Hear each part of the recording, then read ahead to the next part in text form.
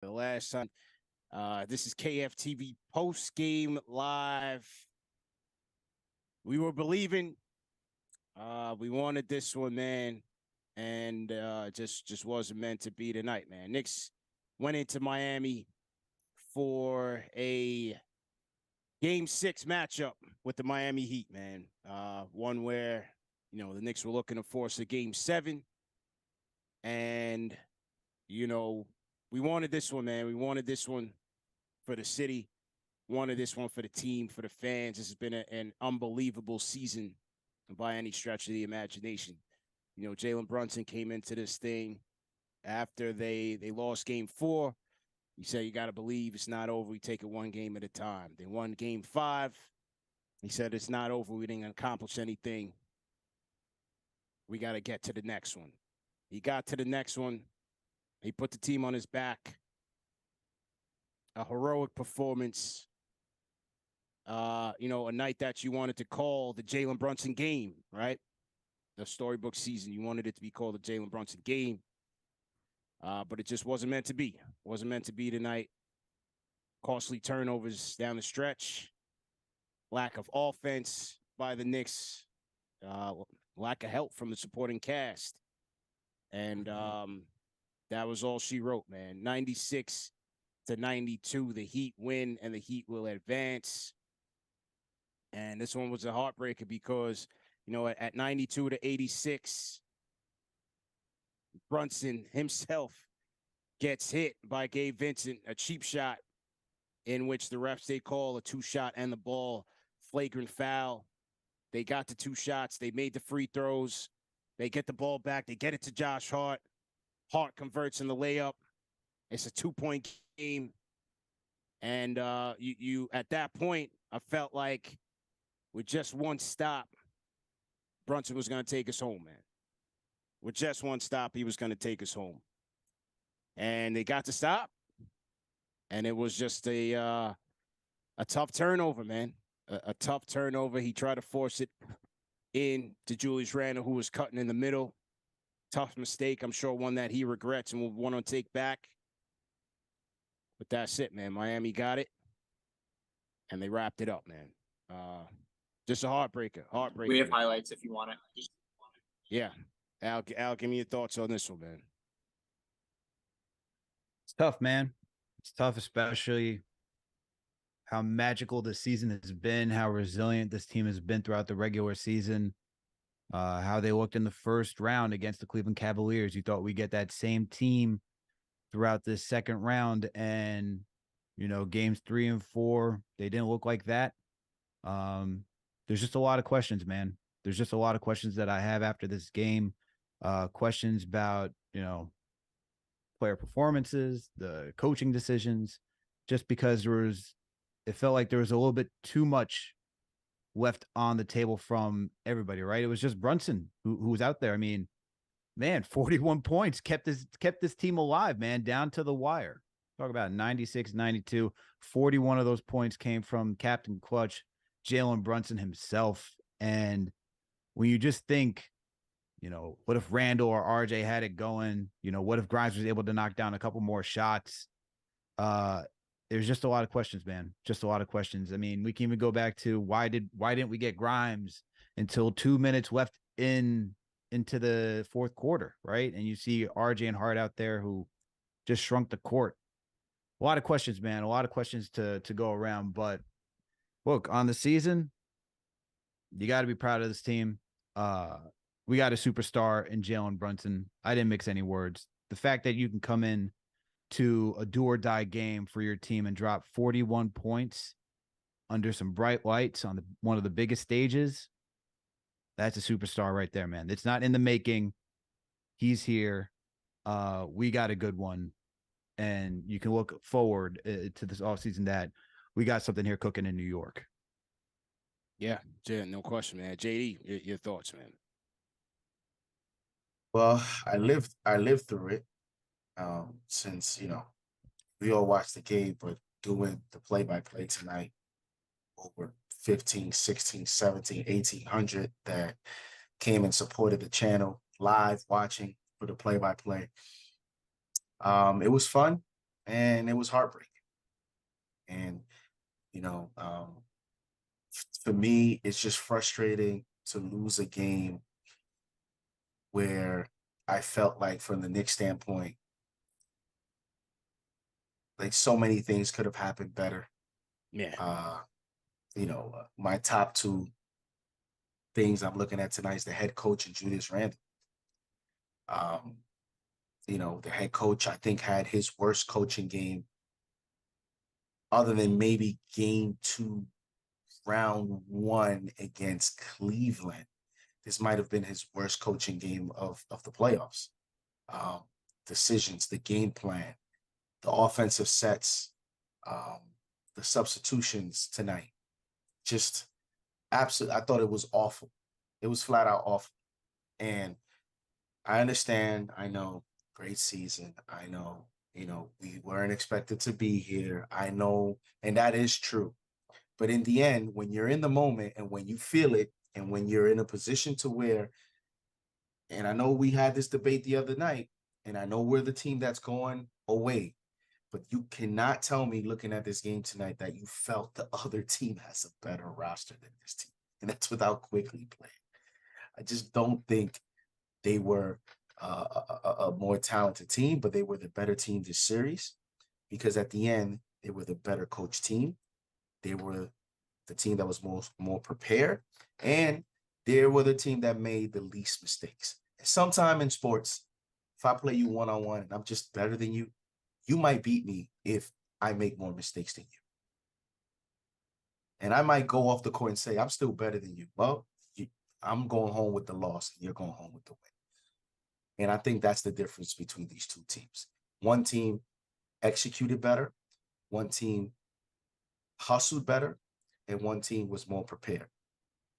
And I think the Knicks also did a lot of stupid stuff, especially coming from this head coach tonight. Which was, I think you can mark this series as a series of mistakes, man. Yeah, and JD, check your mic.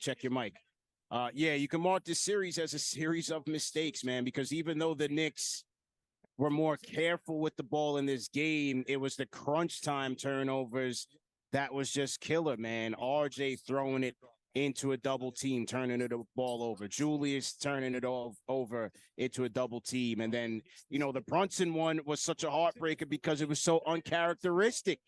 He was so great in this game. He was so great in this series. 4 games of 30 plus. As Alex said, we have a superstar here. You felt good. I felt good. When it hit 5 minutes, I said, crunch time. I sat up in my seat at 40-40. I said, let's go. Number 11 time. Give him the ball. Let him go to work. And, that last turnover was so uncharacteristic of him. It was a heartbreaker. That's going to stick with him for the entire summer because he wanted it. And you knew that this was going to be close to a 48-minute affair for him, because once the Knicks got into the second quarter and you saw how overmatched they were with second units, he came right back in the game. He got like a 2-minute rest and came right back into the game. Never sat after that. 45 minutes. You got 3 minutes. You got 3-minute rest. And let me say, JD. You guys got me. I'm good. Yeah, I'm better, good. better mic now. Better mic. Let me say something bold here, but if you really listen to what I'm going to say, you'll get my angle, and I think you can agree with me. Because of the type of season that the Knicks had going into it with low expectations, or not low expectations, but not the expectations that they were going to get this far, right? I mean, Vegas had them, I think, at 38 or 39 wins or whatever. Yeah. I think all our predictions came in even lower than their actual win total. I think I had them at 46, and they still won more games than that, right? So because of that environment and those expectations, everything is going to be viewed as great job, and it's an overreaction. However, if this team had LeBron James, if this team had Giannis, if this team has Stephen Curry, this coach with tonight's performance would be fired. He would be fired. Go see why Budenholzer got fired. It's because the Milwaukee Bucks as the number 1 seed, had expectations. We didn't. He won't be. But the performance tonight, going away from what got you here, working into the Heat's trap, into their hands, double teaming Jimmy Butler at the half court line. I mean, I never knew that a guy that goes 7 of 22, doesn't hit a 3, is damn near limping the second half of the game because of how physical the Knicks were. You go away from your best defender on him. So, of course, once you bring in Josh Hart, who Jimmy Butler is quicker than, once you bring in RJ Barrett to defend him, who Jimmy Butler is quicker than, Jimmy Butler is able now to get to his spots. So now we're forced to double him. The doubles made no sense. The double teams actually created offense for them. The doubles killed us all night. Not going back to Quentin Grimes. The lineup had no spacing, CP and Alex, to end the game. No spacing. Yeah. No spacing. There was, he went long. He went very, very long with Josh Hart in the fourth quarter. There was no spacing there. Brunson needed help. That's just the bottom line, man. He needed help from somewhere. It was so interesting because RJ started this game off very aggressive in attack mode, 8 for 8 from the free throw line in the first quarter, but shot abysmally, 1 for 10 from the field. And I just felt like coming into this game, they needed a lot to break right because you had no bench help. The bench was trending in the wrong direction, especially with the Quickley injury. So you needed a repeat performance from your big 3 to carry over from game 5, and they didn't get that. Brunson stepped up, monster game, 14 to 22, 5 of 10 from 3, 8 for 9 from the free throw line. But you had 3 for 14 from Julius. 3 for 14. 1 for 10 for RJ. That's 4 for 24. So then where's the help coming from? You look on the bench. I wanted Hart to have a better two-way game. He was decent. 11 points, 7 boards, but you needed better shooting. He goes 1 for 4 from downtown. And then for Grimes, he goes 1 for 6. I'm almost looking for Grimes to be in there as a spacing decoy rather than a shooter because, this is inexperience for Grimes, and hopefully he'll be better as they progress and as he gets older and matures a little bit more. I just felt like on every single shot, man, he's shooting it like he's being chased. Even the last shot he took, he shot it like it was almost a buzzer beater. We had 11 seconds left on the clock. That was a terrible call. Though. Take your time, bro. It was wide open. What do you expect him? Like you saw that shot. He's coming around. He's not Jordan Poole or J.R. Smith or any of these players. He's not like that type of shot where he caught it with his back against the rim and he has to go all around. He's never shot that shot in the season. Never shot. And the other thing is like that was his 6th shot. Like he took 5 shots before that. So now you're asking him within 2 minutes to come say, "Hey man, can you come keep this season on the line?" That's a pressure shot right there, man. The guy who should have taken that is Brunson. Yeah. Like anybody else, but more so Brunson. But you're now going to ask your second-year player who you didn't get into rhythm, you left him on the bench, and I mean, we can go into all the questionable stuff. I mean, even when you took Jalen Brunson out in the second quarter, I don't understand. Like you just saw, I don't understand how you take Brunson and Randle out. And granted, Randle didn't have a good game at all. He did not have a good game. Okay. And you want to talk about some questionable shot selection. I don't know what Randle was thinking on all those step backs, man. The step back threes. The step backs made no sense today. But Bleach Report, that's what we say. We don't need that, man. It's crazy. Crazy. But Thibs taking out Brunson and not having either Randle or Brunson in, like that's what we talked about after game 4. You can't leave the second unit out to dry like that. They don't have anyone to create offense. And then you see it again for the 2 minutes that Brunson got on the bench. And that was a whole momentum swing for Miami. 8-0 Heat run. Took all the momentum away from the Knicks and got Miami right back where they wanted to be. And then we never got the lead again after that. Yeah. You needed another 40. If you're going to do that, and if you're Thibs, you should have been like, look, this bet, I want to get my guy rest. Take out Randle earlier. Randle wasn't even having it. Go get Obi in there then. And then you can be like, all right, Randle's going to run with the second unit. He can probably get into some rhythm against some lesser opponents. Like, that's how you got to be thinking, man. That's how you got to be thinking in a do or die game. Okay, you're gonna have Josh Hart, RJ in there towards the end of the game where you're just shrinking the court. Now you saw no one could drive, so everyone's got to settle for jumpers because they're like, "Hey, Spoelstra saw that. It's like, hey, we've seen this before. You know what to do, guys." 20 points in the paint for the Knicks tonight. That has to be a season low, regular season or postseason. That's got to be a season low.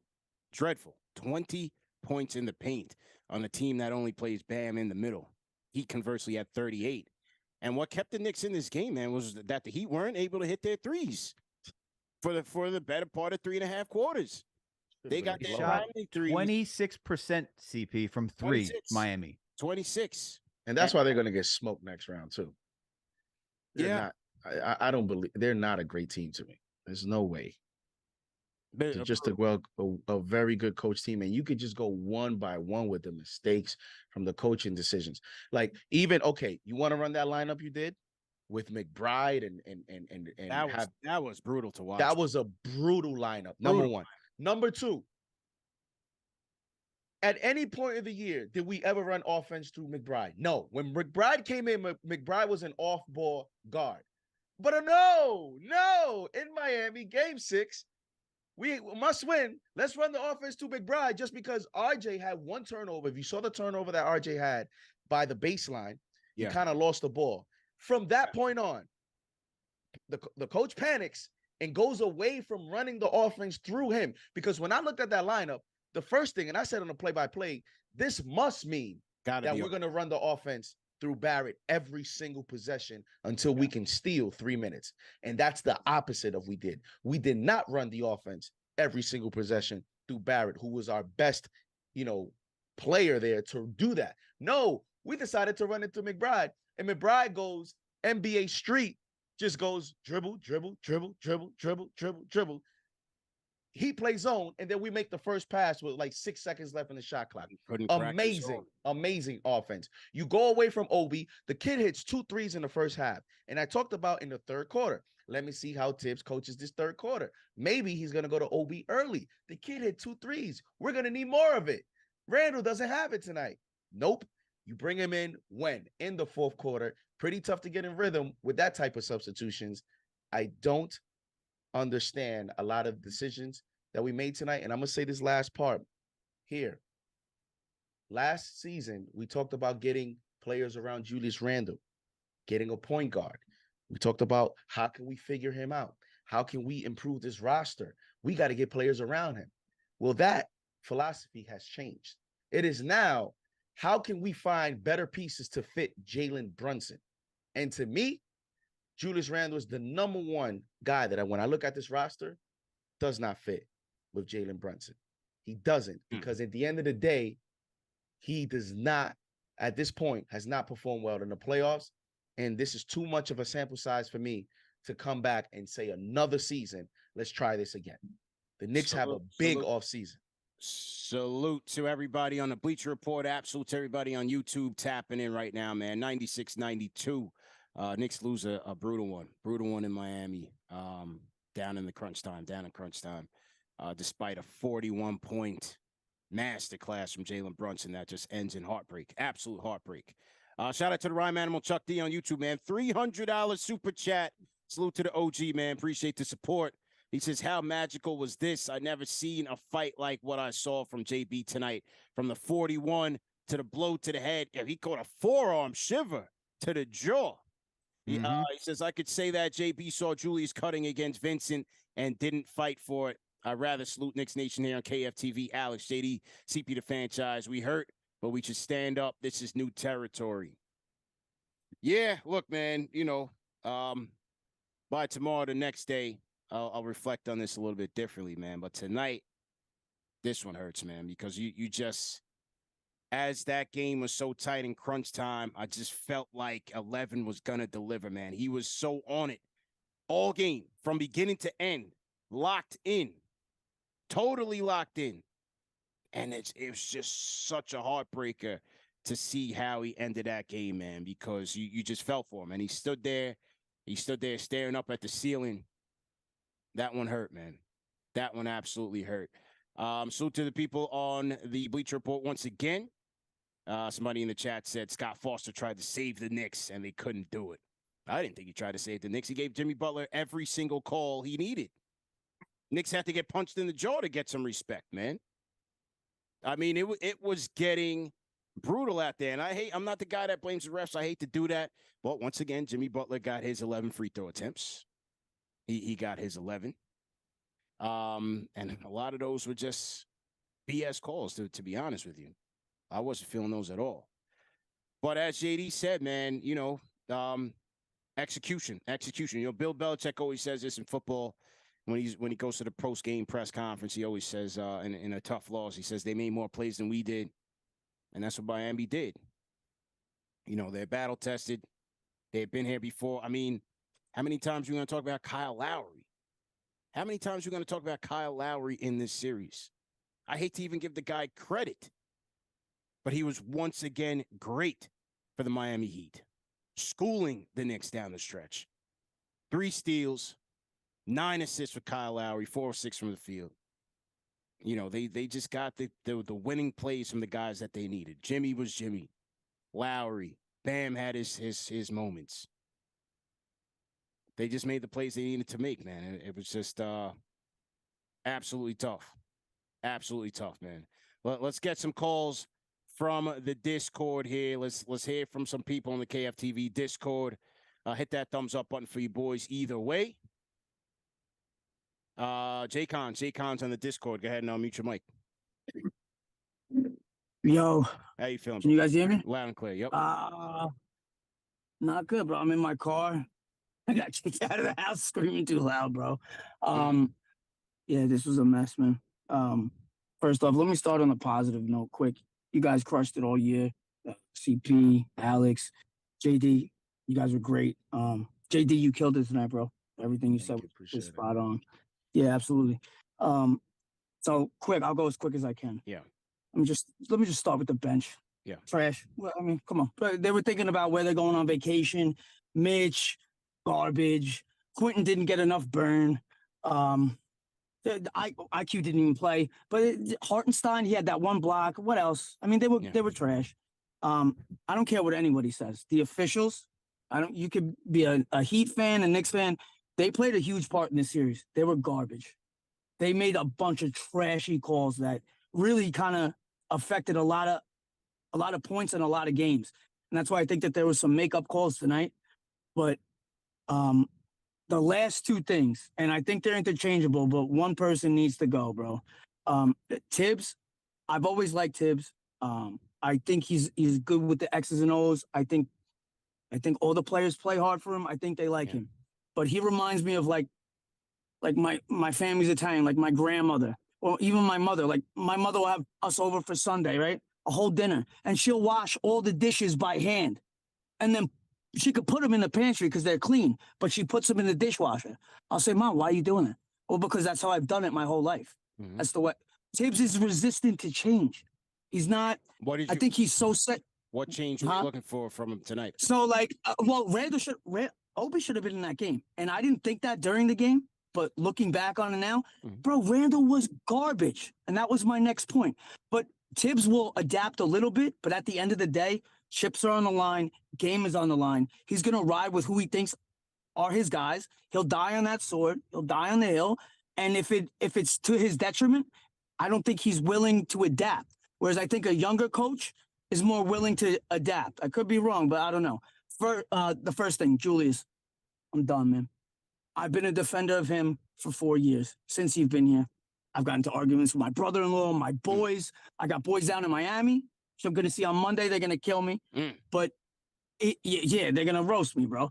But he holds he's a ball stopper. I said it all chat. He was brutal I tonight. hate his brutal. Bro, he was brutal. He will get the ball. He will hold it for 8 seconds. Nobody's moving because they don't know if he's looking for them or he's looking for his own shot. And 9 times out of 10, he's looking for his own shot. He's dribbling into double teams. If that double team comes on too fast, he's getting stuck with the ball. He can't get rid of it. He only cares about himself, bro. If he has a great game, if he's got 35 and the Knicks loss, he's happy in the press conference. If he's got 8 and the Knicks win, he's like a petulant child. He's like the kid that brings his ball to the court and people are dogging him or he doesn't get calls on a fouls him and he takes his ball and goes home. He has no, like, he's just, okay. his mentality is not right for here, bro. This is not right, but you guys killed it all year, man. Good Appreciate luck. it, man. Appreciate the support, man. Appreciate the support. All right, man, no doubt. No doubt. Man, super chats are coming in here heavy. So to my guy, J-Cal checking in. And J-Cal, you still in Abu Dhabi? Is J-Cal still in Abu Dhabi? Jason Calacanis, $200 super chat on the YouTube. Says, amazing season. Brunson is amazing. Randle will be on sale this summer. Knicks will win more games next year. Trust the process. All right, so J-Cal's already speaking it into existence. Yeah, he was brutal, man. There's no other way around it. This was a must-win game. You needed him to deliver. His shot selection was horrific. How about the one where they take Obi out? This is in the fourth quarter. They take Obi out. They call timeout, take Obi out, bring Julius in, and the first shot he takes is a step-back elbow three. Ice cold. We don't need that, bro.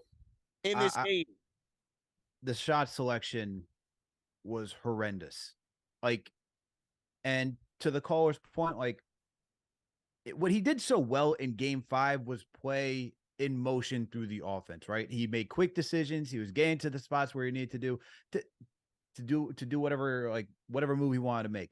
Tonight was the complete opposite. And this is what we get from Randle. It's like, we can get that ISO. He stops the ball. He'll take some step back three. And I'm like, dude, like, you're watching this game unfold. And this is just the IQ that you ask from him. You see that you're getting to the line. Bam's not stopping you. He's hacking you. Continue to do that, because time and time again, you're able to knock down your free throws. That's how we're staying in this game. Your threes aren't falling. Adapt. The mid-range jumper is not falling. Adapt. It's stuff like this, man, that makes him so maddening, because when he's in an offensive groove, he can have it. But the thing is, he can easily take himself out of an offensive groove because he makes it 10 times harder than what it needs to be. He's not reading what the defense is giving him. He's trying to continuously force something, and it's just never works, man. I just don't get it. I really don't get it. And for the step back threes, it's like, what are you thinking? You had one. It's a bad shot, bro. It's a bad shot, man. It's a bad game. And as you said, he's got to make quicker decisions. But the thing about Julius, which is, I just feel like it's who he is. How many years he's been in the league now? If Thibs is still going to be here, forget the whole fire Thibs. He's still going to be here. If they don't change the offense and if they continue with the read and react, you need guys that make good decisions. That's not Julius's strong suit on a consistent basis. You can trust Jalen to do that. Julius, he just does not get it done. And it's frustrating, man. The question now becomes, as you say that, you said he won't be fired, right? He'll be here. I agree.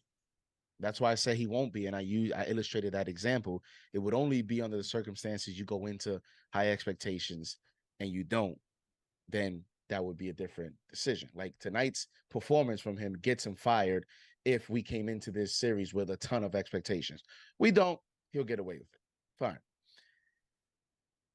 Now, when you talk about, okay, the head coach comes back, that means for the most part, the system comes back. Okay. Now let's go to Julius Randle. Julius Randle, to me, proved he's not even a number 2 option. We like to, when we map it, we like to say, oh, now with Brunson, maybe he could go into a number 2 option. He's proven to me in this playoffs he can't even be that. He can't be our number 2 option and think we're going to go to the finals or we're going to win a championship. My opinion. So then if he comes back, where is the change coming from? Number 1. Number 2, if the front office knows that, then this offseason is going to tell me how serious we are about truly contending for a championship. Is this front office satisfied with this core? Is he satisfied with this duo of Thibs, Randle? Are they satisfied with the Obi Toppin coming back to come off the bench and play 10 minutes? Are they satisfied with everything that is going on now? Are they satisfied with this? Because if they are, then everything that we just saw will stay the same. If they aren't satisfied with going this far, then some changes will be made. And whether those changes are minor in terms of, maybe do we incorporate Johnny Bryant more coming from Utah? Do we incorporate whatever his philosophy could be offensively, add that wrinkle to it? Do we add some incremental players? Or do we try to make a move with Julius, packaging with some future picks? You don't have picks this year. Let's wait to the lottery to see if you get the Dallas pick if they drop. But you can still maneuver and make moves. I think this offseason is going to tell us, it's going to give us an indicator of how serious they are about truly taking the next step in the evolution of this franchise. You got to think about how this offense got to work. I mean, look how everyone else was cold, right? All that isolation basketball. I mean, between RJ, Randle, and Brunson, Brunson's been the most consistent player that can get his own shot, get players into rhythm. And when you see like RJ, you could at least say, you can talk yourself into, right, JD? Like when you look back and say what you see on the season, you could say, all right, we can at least say RJ was successful for the most part during this playoffs, and he could still add more to his game. Randle, who's already in his prime, what more can he change to his game? We already know from the 4 years that we've seen him here that he likes to operate to slow down the game and really try to get to his spots. It didn't work. It did not work.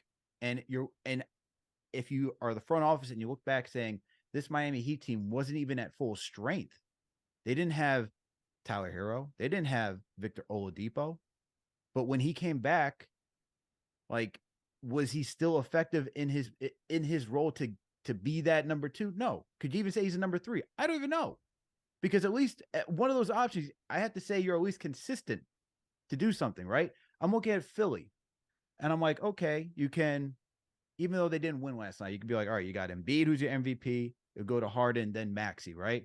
Mm-hmm. You got someone like Tobias Harris, who they don't even really incorporate. I look at Boston, they're like, it's going to be Tatum, Brown, but at least you go to Marcus Smart, and he kept them in that game yesterday, right? He kept Boston in that game yesterday. Where have we seen, outside of just short stints for Randle, help us keep us in a game? And if you're during the playoffs, because regular season is different, we now see that he could be fine during the regular season. It's playoffs, though. Who are you going to go to during the playoffs? That's where you got to upgrade. That's where you got to upgrade, because it's not going to be the coach. It's not going to be the coach. Can't say I didn't tell you so, man. But salute to Bleacher Report, man. We are going to sign off on Bleacher Report. YouTube, we are sticking back. For those of you on Bleacher Report, we thank you guys for being with us, man. Check us out, youtube.com/KnicksFanTV, or follow us on KnicksFanTV on all social media platforms, man. Once again, to our Bleacher Report family, we thank you guys again for a great season and for tapping in with us. And hopefully we'll see you guys again in the off season, man. We out of here. Okay, back to YouTube. Don't go anywhere, YouTube. We got a ton of super chats coming in, and we're going to get some calls again. If we take some calls right now. Dawn Marie, $20 super chat, and a Fanchise channel member. Dawn Marie, we appreciate you. JB is amazing. She says it hurts no one showed up for him. The kids got a real learning experience. Taking JB out for that 8-0 run cost us a game, like JD said during the play-by-play. Front office, get to work. Yeah, he couldn't even sit 1 second. Couldn't afford it, because we ran probably the worst lineup all year and had no idea how to bust his zone. Had no weapons to bust his zone. No one played in the middle. It was RJ, Hart, McBride, Obi, and Hartenstein. Absolutely brutal. And we didn't even run the offense through RJ in that stretch. It was kind of strange. Kind of strange. No one playing in the middle, not even Hartenstein in the middle to try to break the zone up. Yeah, I mean, look, as you look into this offseason, will there be a major upgrade to be made? Who knows? We don't know that. But at the very least, this team better come in here with at least 2 shooters on this team. You figure that they won't bring Fournier back. You figure Rose is a goner. They got to get some shooters in here pronto, because if they're going to re-sign, and you know, I don't want to get too deep into the offseason talk because I want to take some calls, but you're going to re-sign Hart, you're going to re-sign Quick. You need some more shooting out there, man. you definitely need some more shooting out there. That has to be priority number one. I see people in the chat asking about, because we're talking about Randle, they're saying, are we going to talk about Quickley and his lack of showing up in the playoffs? It was a bad one for Quick. I still felt like we needed him tonight. I don't know. Because the reason I say that is because these games change from game to game. Yep. Look at what we saw from the big three in game 5. Mm-hmm. And then you come game 6. Brunson is the only one that showed up consistently throughout the entire series. That's why he's a superstar, as you said, Al. But, we had such brilliant performances from RJ in game 5. I thought we had a good, at least second half performance from Julius in game 5. And then for the shooting performances that they had tonight, it was just brutal, man. And that's why I said today on Twitter, I said, we need a big two-way performance from Hart because, number one, you don't know what the big three is going to give you. And also, if the Quickley's not going to play, you needed some production off the bench. You need it. And I see that people are down on IQ right now, but I just go back saying, look, third-year guard in the league, first real exposure in his new role in the playoffs. It's not saying that he wasn't bad. He was bad, but once again, it's like what you could talk yourself into for RJ. You could say you bring him back, he could potentially improve and be better the following season. That's the hope. But that's why the evaluation has to be very important on, it's two sets of evaluation that's going to happen now. It's the evaluation on the head coach and the coaching staff and the evaluation on the players. Like if your evaluation of Emmanuel Quickley is he's going to be a main piece to this puzzle, then you got to figure out how to get him to be more of a consistent shooter. He has to work on that himself. Because I know like we like to say, oh, we need shooting. Do we want to do the rotation right now? Where the minutes going to come from for this head coach? Malik Beasley was acquired from the Lakers, but he's not getting any burn, and he's a quote unquote shooter. So we can add the players to quote unquote address the issues. But if those players are not going to get minutes or they're not going to be an integral part of the rotation, then what are we talking about here? We're not talking about anything. So, going into next season already, if you want to look at locks, you have Brunson, 30 minutes, RJ, 30-plus minutes, Randle, 30-plus minutes. Then you have Mitch and Hartenstein. That's 6 players. Hart's going to come back. He's going to get major minutes. That's 7 players. We haven't even gotten to the offseason yet. I'm already going through the rotation. Thibs only going to go 9, right? So, and then Quickley comes back. That's 8. That's your rotation. So what are we talking about adding players? This is why my point with saying all this is this front office is going to have to make some tough decisions that they've been avoiding. Cough, cough, Obi Toppin, Randle. They're going to have to make some tough decisions to really add players that are actually going to be a part of the team. Because if we're just going to add players just to have them at the end of the roster, then we're not really doing anything this offseason. You don't know who's going to be available, though. You know what I'm saying? No one knew Donovan Mitchell was going to be available last year. You don't know what the offseason going to hold, who's going to be available. Do they trade back into the draft? Anything's possible. I wouldn't necessarily say the 2 players they're going to get is back end of the rotation guy. We don't know. Maybe maybe they package a couple youngsters and try to get, But they shouldn't. Their number one prize piece to move should be Julius Randle. That's what it should be. That's what it should be. If you ask me what it should be, get more athletic, get faster, get more athletic. Use Randle as that piece. I'm tired of the jogging back on defense. I'm tired of the laziness. I'd rather die building with RJ, Brunson, and another wing or something like that than look at this stale offense with this head coach and the player. I think one of these two, you got to make a decision here somewhere. Corso on the Discord. Let's get to the people on the Discord. Salute to everybody in the chat. Once again, hit that thumbs up button for you boys. 96-92, man. We are delivering the eulogy for the New York Knicks season, man. Brutal loss tonight. Corso on the Discord. Let's go. Hey, fellas. How you doing? How you doing, man?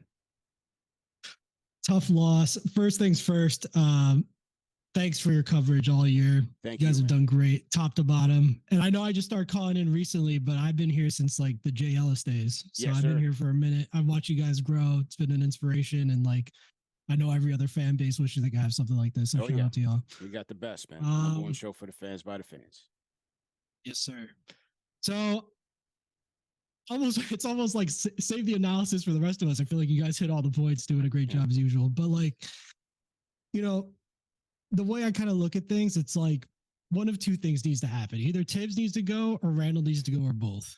Right. Yeah. Well, And I mean, if let's look neither- at it. Let's look at it another way, right? Because Thibs is not leaving. The coach, they had an outstanding season if you pull back and take a look. He got you to the second round of the playoffs. They overachieved a great deal, man. So it's got to be the roster, but that's not easy either. That is not easy either, man. But go ahead with your points. Yeah, so I think we could use a wing. Also, if Randall's not gone, I think I'm ready to see RJ step up and be the second option ahead of Julius at minimum. I want to see what he can do with those shots, getting those kinds of touches. It's just tough, man. It's just like you really felt like this was ours for the taking. Things kind of fell for us, and we just, it's crazy because if you told us at the start of these playoffs that the bench was going to be what killed us, we all probably would have been like, no way. No way, man. We got schooled by Kyle Lowry, ladies and gentlemen. Think about that. I'd rather not. He said he wants RJ to be the second option. Good luck. Yeah. Because if Randle and Brunson come back and the coach comes back, he will, then get ready for the same thing. The tricky thing is that, with Julius, I don't think he can serve this team well in anything other than a secondary role. Like the secondary role is the lowest. Because it's not like he's a sniper 3-point shooter or a shot blocking specialist. You know what I'm saying? He's a guy that needs the ball. Yes, you need him to play fast with the ball and make plays with the ball, but he needs the ball to be engaged and be effective. It's tricky. You're right. And because it's like you see the guy miss 3 shots in a row and he's already started to mope. He's starting to show the bad body. Like, so I agree with you. I mean, I'm just kind of speaking wishful thinking. Yeah, frustration, man. I think I think Grimes will be better next time around. It's his first playoff experience. It's Hart's first playoff experience. It's Quick's first playoff experience. I just have to hope that they're going to come back better next year. And the good thing in this is that, looking at the team's overall development was kind of like, we need our superstar. Well, he's here. We have Jalen Brunson, and he is a superstar. I don't want to hear otherwise. I know you have a lot of other people trying to call in. So it's a great season. A lot of good things to take away. A lot of big decisions to make this offseason. I do, considering what the front office did this past summer, I'm going to have some faith in them to do the right things this summer. And we'll just see where we go from here. But thanks again, guys. Thanks for your support, man. Thanks for your support. We're going to take Doc on the Discord. Once we take Doc, but just throw either JD or Alex on the screen. I got to jump off my camera for a second and grab this TV remote. Doc, go ahead on the Discord. Hello, y'all hear me? Yep, loud and clear. Go ahead. Man. I feel like I'm with everybody. The vibe is low right now, but I will bring some positivity to the show. Please do. First of all, appreciate what you guys do. Of course, you guys killed it all season, just like everybody else has said. But I will say, we had the chance to even experience these emotions and these moments, and even say that we fought. Like, I was really worried after Game 4 that we kind of, we got our jewels, our family jewels taken from us. You know what I'm saying? Like, we didn't want to. It looked like the fight was gone, and I was like, man, if we really go out without at least throwing some punches back, there are going to be more questions in this offseason that we'd like to have, and less hope, for a better season. But we have that guy. We had a guy that dropped 40 piece. We get the question everybody's been begging for with the superstar or the star or whatever. We had that answer. It was right under our nose the entire time. So I will say that a lot of answered questions and a lot of good moments that we even got to experience as Knicks fans that a lot of other franchises do get to experience more often than not. So we get to, just take that in for a little bit and enjoy that. But to the more serious aspect, and I'll keep it shorter. JD's right. You know, we got questions that we have to answer that the front office has been avoiding, and also where are the minutes going to come. I think that I was just talking to a couple of people in the lounge, like, you know, we're probably going to have to take a step back before we take a step forward. The offense we run is catered to two guys that are going to be more consistent, and it surrounds my shooters. Like, it kind of reminds me of a like LeBron and Kyrie type of offense. I can't believe I'm even comparing the guys to them, but I mean, Jalen, you probably could, but Julius, no. He's just, there's no consistency. And then, you know, you guys got these guys who are working one-on-one and they can get a bailout shooter, but we have no bailout shooters. Yeah. Quickly disappeared. We need that bad. We need that. Yeah, bad. we need that bad. Bad is if we're going to run this offense ISO, we need guys that can bail them out when the 3-point shot and force the gravity of our players to either peel these guys off of our shooters or have the shooters have so much respect that you just got them going ISO one-on-one, and you give it Jalen Brunson one-on-one all day, you best believe you're going to have a long night. So I will say, you know, we got some off-season questions to really answer. And like JD said, if we're real serious about competing, we'll make that happen.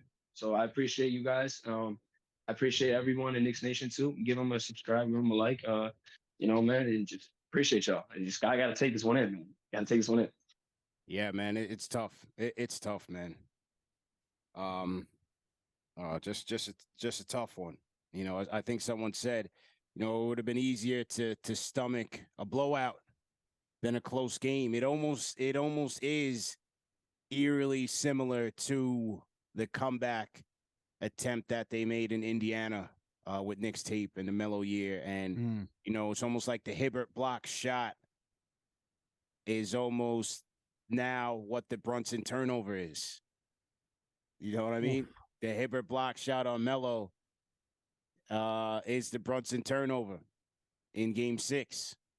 In Game 6 against a team who you felt like you had a great chance to beat. You know, it was right there. The difference between those two teams is that one, though, you didn't know if we would get the same performance the following season from that Knicks tape era. This season, you can at least say, look, you got Brunson. He's 25. He's 20. He's not even in his prime yet, you know, depending on who you talk to. Like, a lot of people like to say 27, 28 is the beginning of like your prime as an athlete, but he's still not even there yet. We made it to the second round with mostly, if not all, of our youth. You think about Quentin Grimes, RJ Barrett, Mitchell Robinson, Emmanuel Quickley.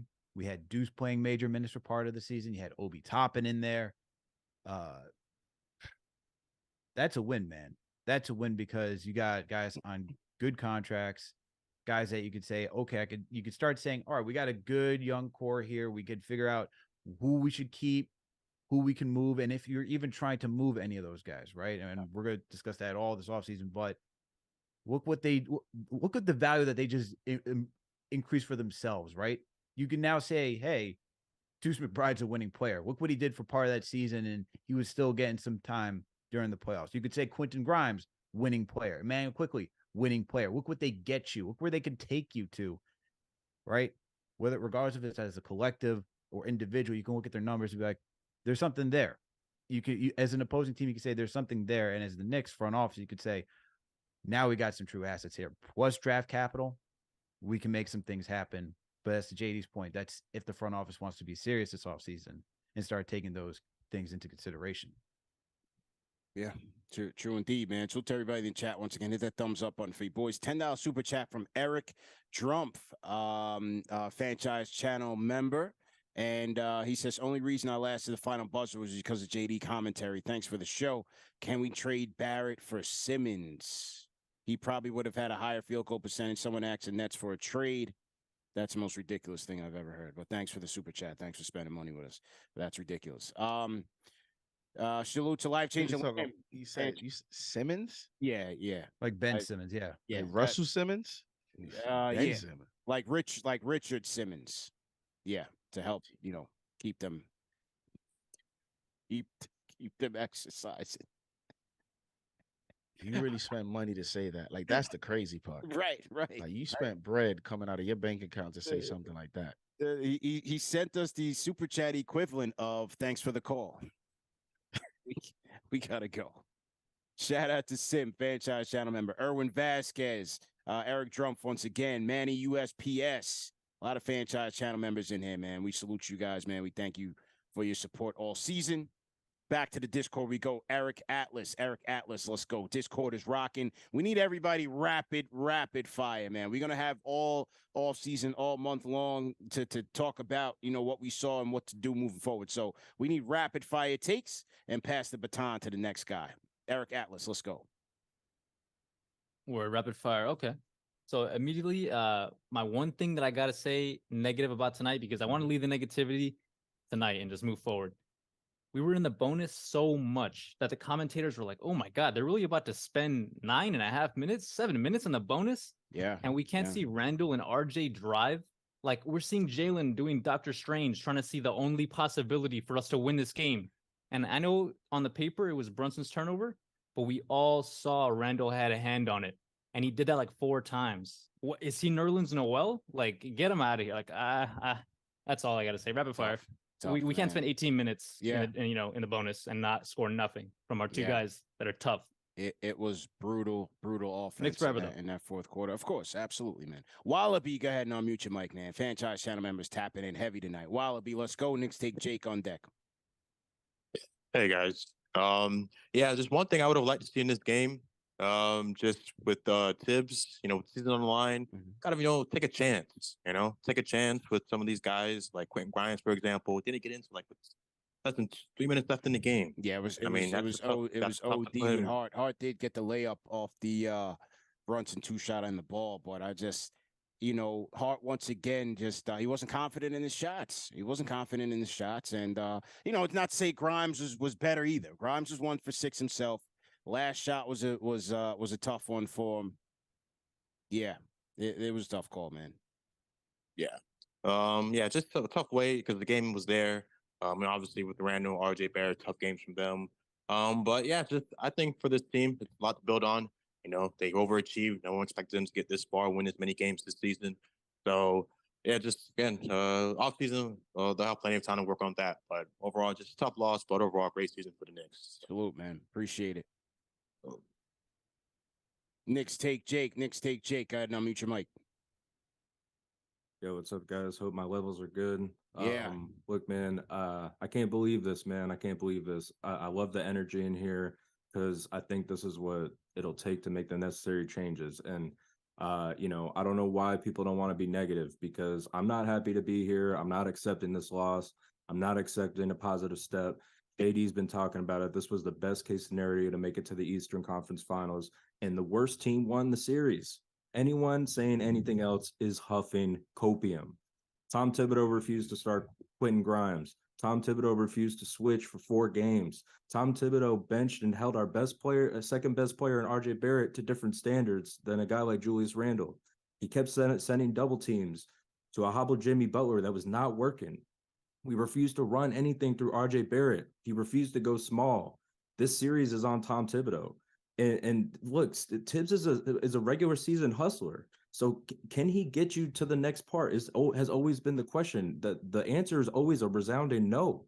The Heat won because Spo didn't care who was responsible for winning. They attacked our weaknesses. It looked like the Knicks might have pulled it out tonight, but Josh Hart failed again to space the floor. They said it on the Miami broadcast that Miami knew he wasn't going to shoot, and it looked like Jalen Brunson knew he wasn't going to shoot either on that last play. So I wish he would take his own advice when he was coaching up Obi to take some more shots, man. Jalen Brunson, I got to tip my hat. He had an amazing season, better than anyone could have thought. Covered up so many of Thibs' flaws. I'm disgusted with Julius Randle and his effort. I'm not even considering bringing him back unless a good deal arises. I'm trading him, man. So JD, you were 100% right. Thibs would be fired if he was on another team. I'm pissed. Again, I'm not happy to be here. Give me a serious coach that's ready to coach these guys and get them to the next stop. I want to build around RJ and Jalen. It looks like those guys can do the job. And shout out you guys for always keeping it a buck, man. Keep doing what you're doing. Salute. KnicksTakeJake coming in. Rate that call in the chat, man. 1 being trash, 5 being facts. What do you guys think, man? I'm seeing a lot of 5s coming in for KnicksTakeJake on the Discord. People on the phones, we coming to you, but the Fanchise channel members get priority. As we always say, the franchise channel members get the priority. They're on the Discord lining up, so we're going to get to those people. They're going to take priority, man. Kane Marco, go ahead and unmute your mic. Oh, yo. How you feeling? All right, man. First of all, great season. You guys did a great job. Thank you for everything you've done for us all season. Appreciate it. The 40-40 parties. Rocking. The great coverage. Everything you guys have done, man. We appreciate y'all, man. Appreciate it, man. Hey, KnicksTakeJake basically said everything that needed to be said, man. He had all my takes. He said everything correct. That guy covered it all. So rapid fire, I just want to say, man, he's right. Thibs cost us this series with all these stupid, bad decisions. And Randle has got to go, man. That's it. Rapid fire, bro. Okay. Appreciate the call, man. Hey, listen, man. If Randle and RJ have the same game they had in Game 5, Knicks win this game. You know, Thibs ain't go 4 for 24 from the field. Yeah, there was other things. Yes, the heart thing was brutal. I didn't like that either. Losing quick hurt. That's tough. That's tough. That's the tough part. It's tough. And it's funny because I had 3 keys to the game, and one involved the coach and the other involved the players. And the coach was my number 1 key in terms of what's the game plan going to be tonight, putting your players in the position to succeed. I don't think that necessarily happened. And then also from a player standpoint, Julius Randle. I mean, we could come here locally and talk about, IQ and some of the end of the bench players in the rotation and McBride and all that. At the end of the day, if we really think that, a 7th man or 8th man is going to be the difference in us winning the championship, then we're just delusional. At the end of the day, as you saw with Brunson tonight, as you've seen with Brunson other nights, if you see whenever, maybe the 2 games that Randle has had great games in this playoffs, when that happens, that we can cover up for role players. That's why they're called role players, is because they get a specific role that they're good at, and it's tough to ask them to do more. That's why there's home and away teams, and there's a difference between the way role players play home and away. But as you see with Jalen Brunson, who has stamped himself as a superstar during these playoffs, thank God, on national media. I mean, you have Eric Spoelstra in the postgame saying, how in the world did this guy not make an all-NBA team? Yeah. When you start getting a coach like that say that about you, a coach who is the best coach since sliced bread, and yet he, who has Jimmy Butler with him.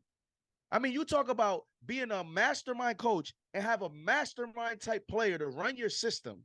He had that personnel. And even with all that, he still couldn't stop Jalen Brunson.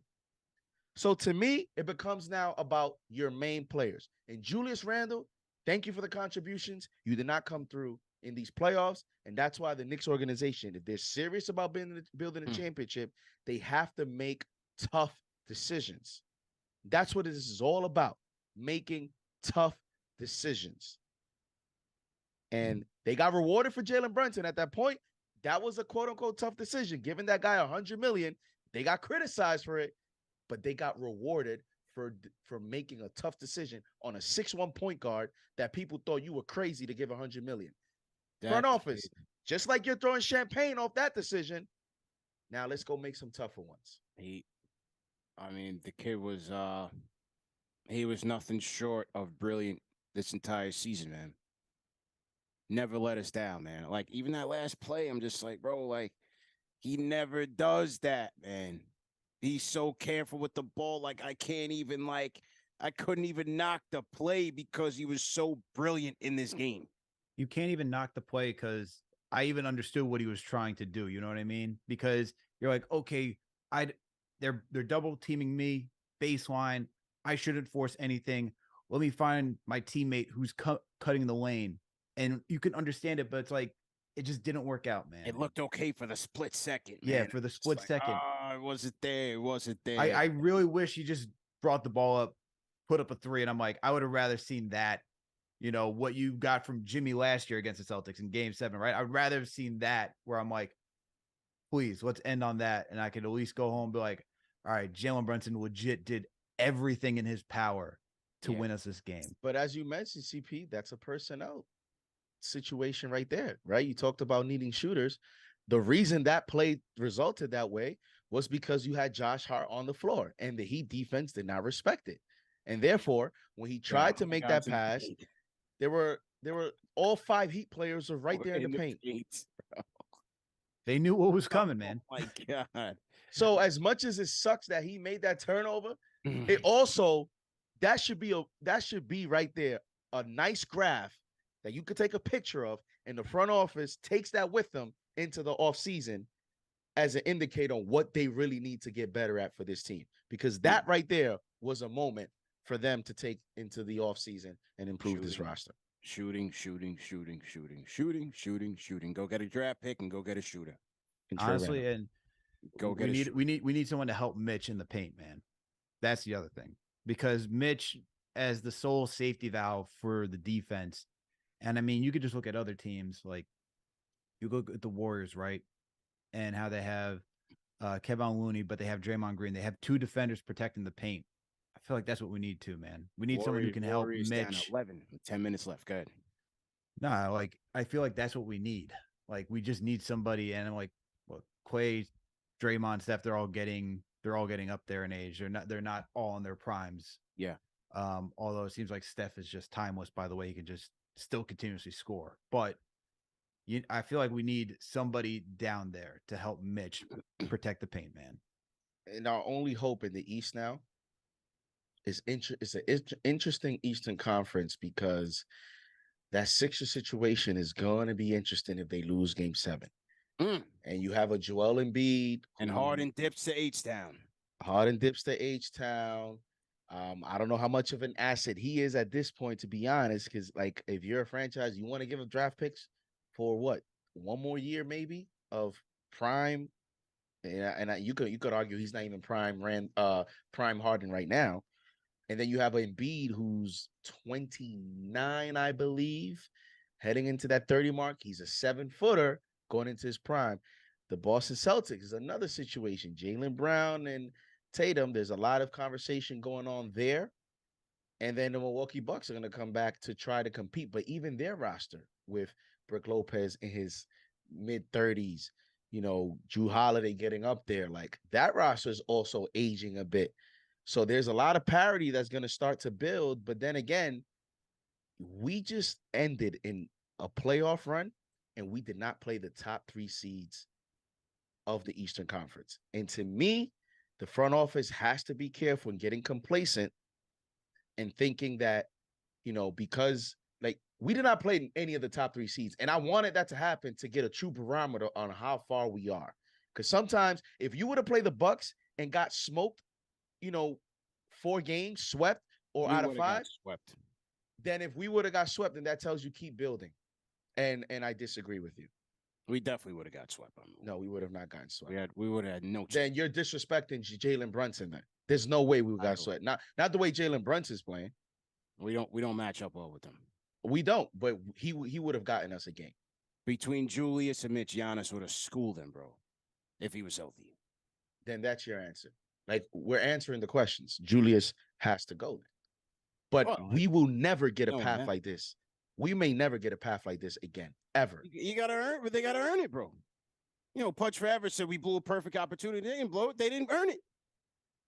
You got to earn it. Your players got to earn it. Your coach got to earn it. Think about this too. As a 5th seed, that doesn't ever happen. In sports, it is so hard. In the NFL, you're a wild card team. You got to go to the road every single week, all the way to the Super Bowl. In baseball, same thing. In sports is the same thing. You try to get the home court advantage so that you can, have a bigger opportunity to win the series. We were a 5 seed. Like you're talking about needing to be a high seed to win. You see the Denver Nuggets. There's a lot of parity in the West, but Denver Nuggets are being rewarded for that. Yeah, their path is easy as hell. You see how easy their path is? Their path is easy as hell. I mean, they also looked unstoppable. I'm not going to lie. Watching that game, they looked unstoppable against the Suns. But I mean, that's what I'm saying. They smoked it. Timberwolves are hot garbage. The Suns, They lost Ayton. They lost They Paul. lost CP3. They have no depth. This is an easy run for Denver. I'm not saying that they don't deserve it. I think Denver could win the whole thing very easily. But it's an easy path. It's an easy path for them, man. Like a path without Giannis, bro. No LeBron, no Kobe, nobody in the East. I mean, Jason Tatum is on the number 2 seed, and he's over here having horrific playoff games. Like who other than Embiid can give you nightmares in the East right now? And Embiid is an injury risk. Like this was such a prime opportunity to at least get to the Eastern Conference Finals, and that's why, to me, I'm more emotional than anything. It's because I looked at this opportunity. I said, man, we could have really done this. And now we start from scratch, and we can get better. Remember this. We can actually get better this offseason and have a setback next year. Absolutely. Just ask the Chicago Bulls.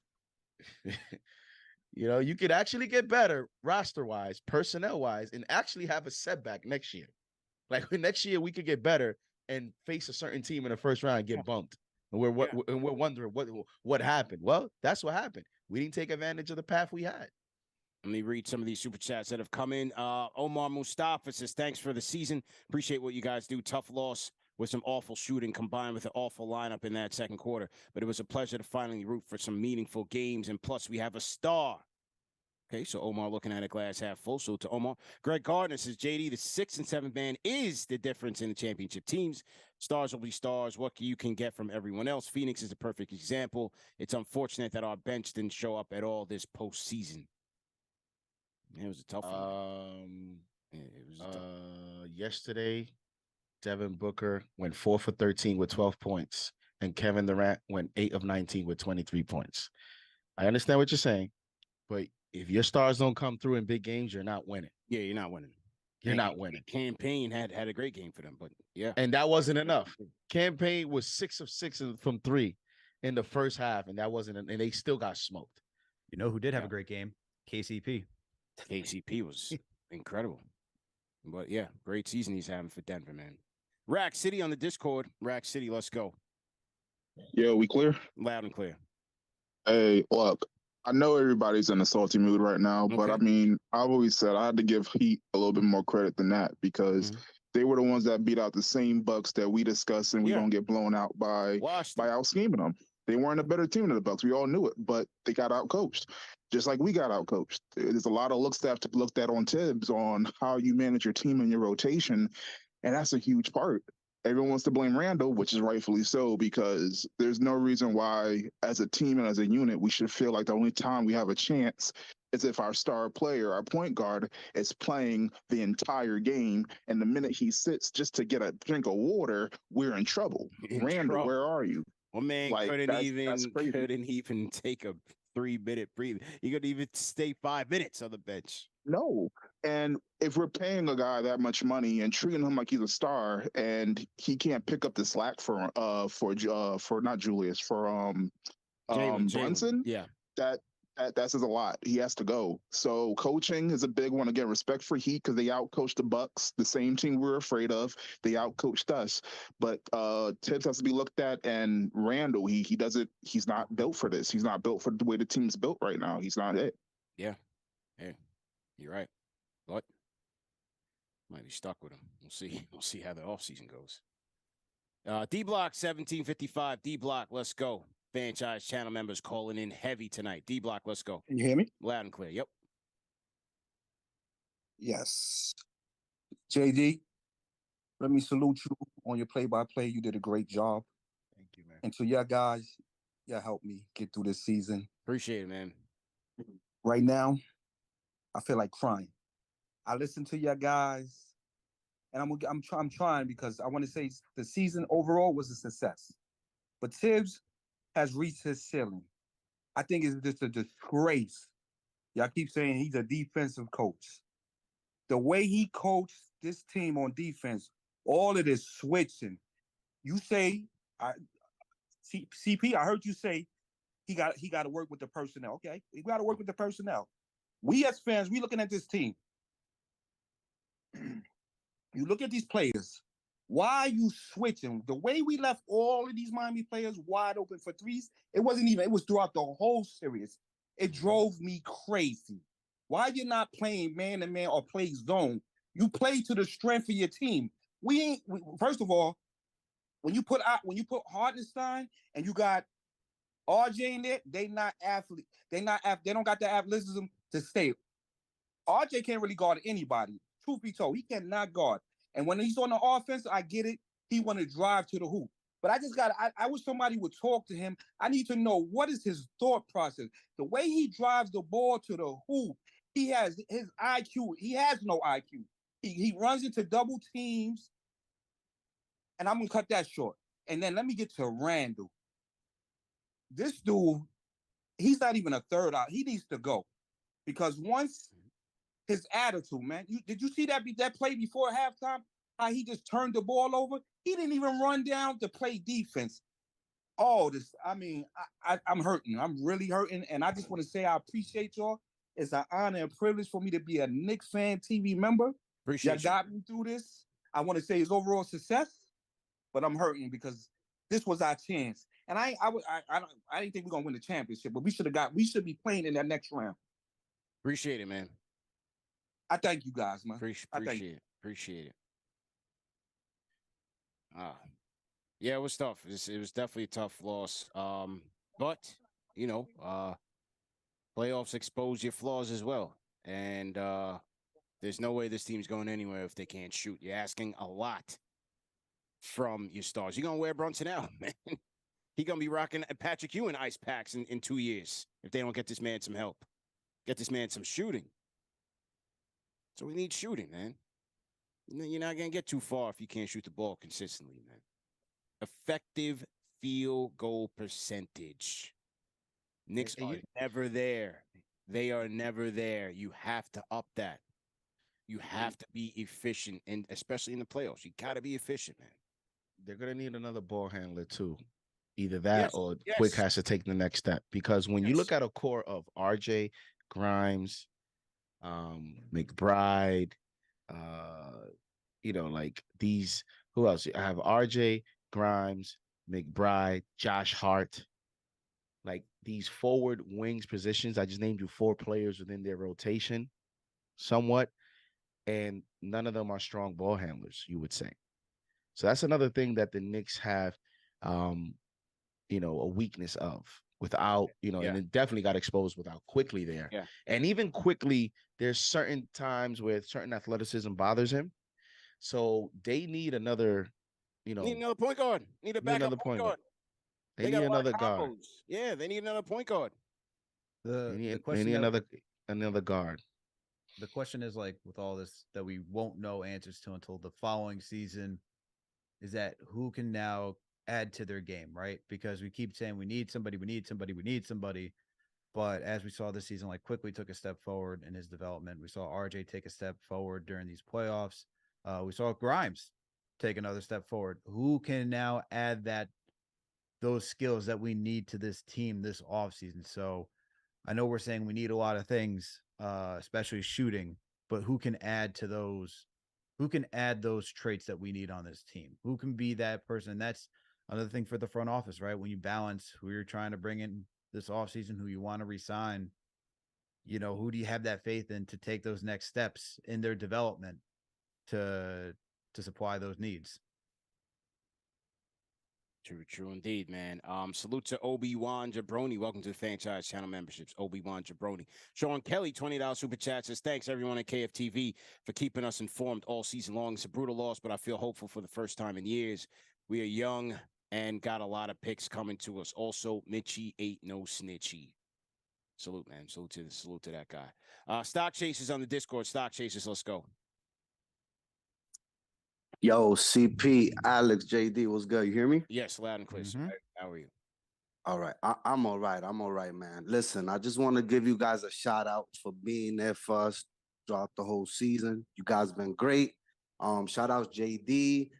Unfortunately, on the last play-by-play of the year, but it was an emotional one. But at the end of the day, man, shout outs to you guys for always being there for us.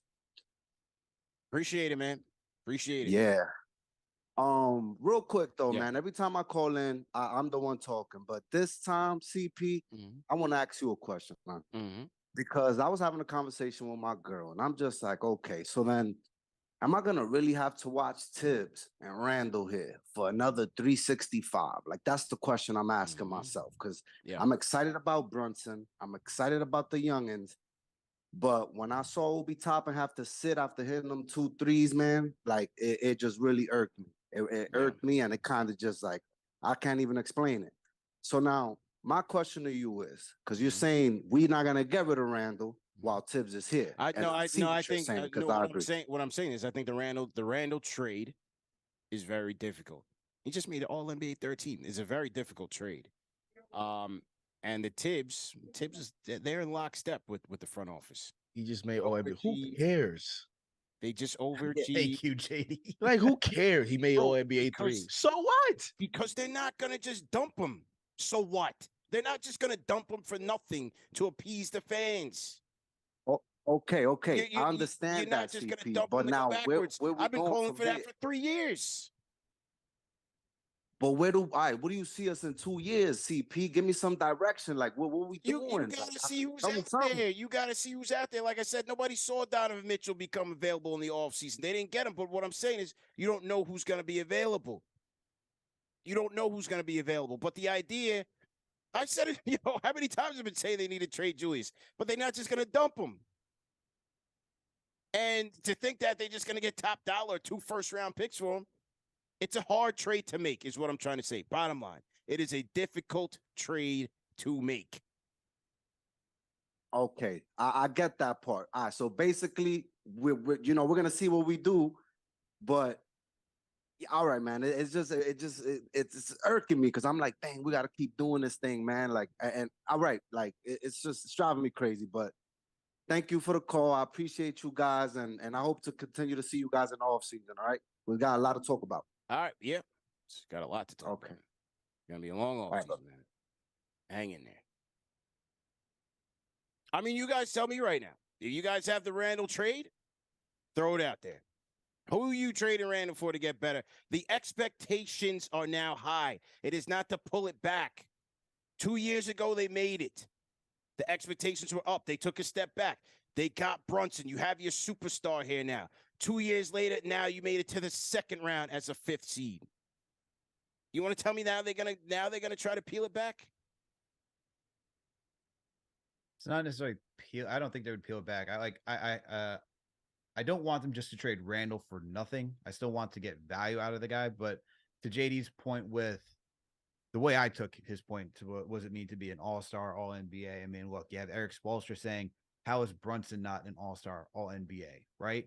Yeah. So, I mean, we're even seeing LeBron James make all-NBA third team, and he missed a good chunk of this season. I think to JD's point, it means, what do those awards actually mean when it's the voters who, to the voters, right? Do they catch every single game? Do they know who's being impactful? We had this whole discussion for Brunson. So at the end of the day, it's like, I think the whole point, like, they're not going to trade their all NBA, their all-star. That shouldn't matter to the front office. Those accolades, those are good personal accolades. But I think if you're looking at the team, yeah, you still want to get value for him. Like, I don't want to just dump Randle and just say, all right, we're going to take whoever off the street. You still want to get some assets back that make the trade worthwhile. But I think to JD's point, Jay, you can correct me if I'm wrong, but I think to the whole like accolades part is that at the end of the day, it's like, those are nice. Those are nice personal awards. It's nice to get those. It's nice to feel good. But in the whole grand scheme of thing, he got all NBA, all-star. Where was he during these playoffs? Jalen Brunson didn't get any of those awards this season. And look what he did. Yeah, and I mean, and I think the accolades should. So, because sometimes when people say we should trade a player, it's like when the player doesn't play well during the season, it's like, no, you actually want the player to play well. So him getting these accolades, to me, it's better for his value. All NBA, all-star, like that helps his value. But on the flip side, I don't think because he has certain accolades that we shouldn't look at it. It is a difficult trade, but I think it's more difficult because of the relationship with the front office, the relationship with the coach, how they overprotect him, and how they support him. And I think his value in the market, because I know here in New York, we're very tough, and there's some fans, I'm not all the way on the deep end in terms of disrespecting him or getting to that level. But, you would think in this market, Julius Randle's not even worth a second round the way sometimes we talk about him here, right? In terms of overall as a fan base. I think he has value. I just don't think we know exactly what his value is because his front office has never shopped him. Like you haven't heard ever this front office, report from a credible source that says the Knicks are shopping Julius Randle. They've stuck by him through this whole time. So that to me tells me we don't know necessarily what his value is. And if you take the playoffs, like I talked about it, if you take this playoff run away, I thought he played himself into that conversation of if you want to trade him to a team for draft capital, he is worth it. He is worth it because the way we judge him here is not the way, for example, Indiana's going to look at him. Indiana's not going to look at Randle with all the little nuances that we do here in New York. I mean, just look at some players that play for the Yankees and go to another team and then they kill on another team. Like other markets don't necessarily view players that play in New York the way people in New York judge those players. So there is a trade out there. And I think there's certainly more than one team that will be happy to have him. It's just from our perspective, we see it as so difficult because of the way we look at this player. And so, who knows? We'll see. And I think to also add on to that, it's like we don't know the value of like we say 2 first rounders, but not all first rounders are the same. Are we talking about lottery? Are we talking about top 10 protected? We talk about top 14 protected. We're talking about 2 lotteries that are like 28 and 29. Like I'm trading Randle for players that can play now. I'm not trading him. Well, obviously you want players that can play. Yeah. What you guys basically just said is it's a hard trade. Neither one of you gave me a trade. Can I get 5 minutes? You gave me a trade. Can I get 5 minutes?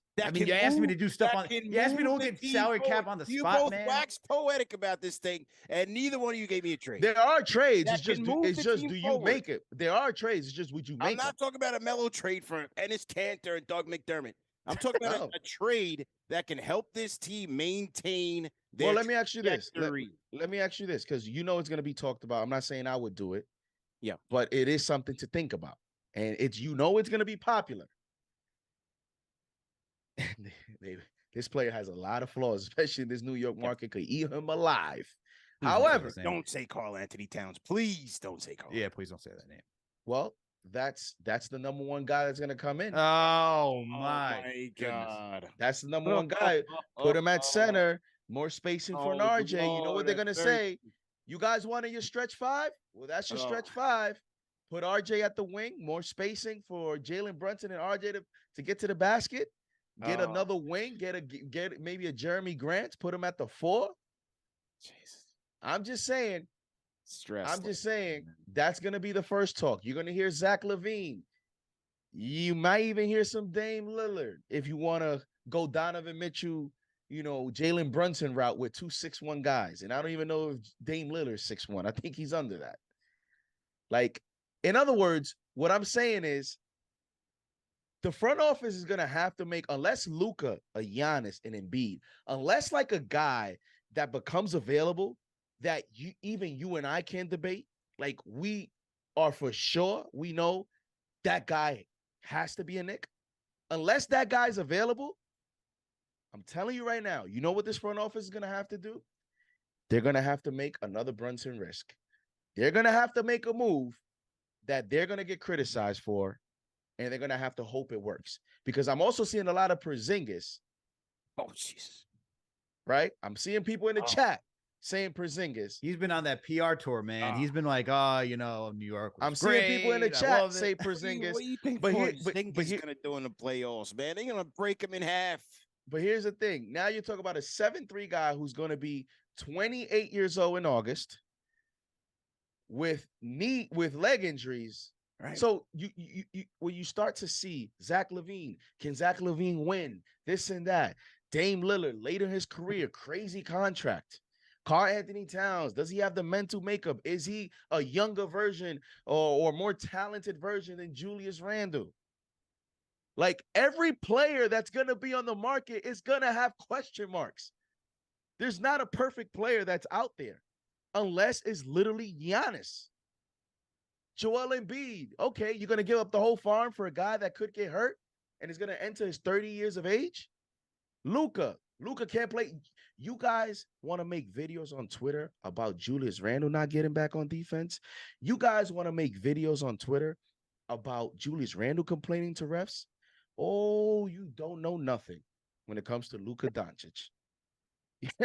So where is the player that we can say without a shadow of a doubt, that's a 1 out of 10, that's a 10, 1 out of 5, that's a 5? That just goes back to my question.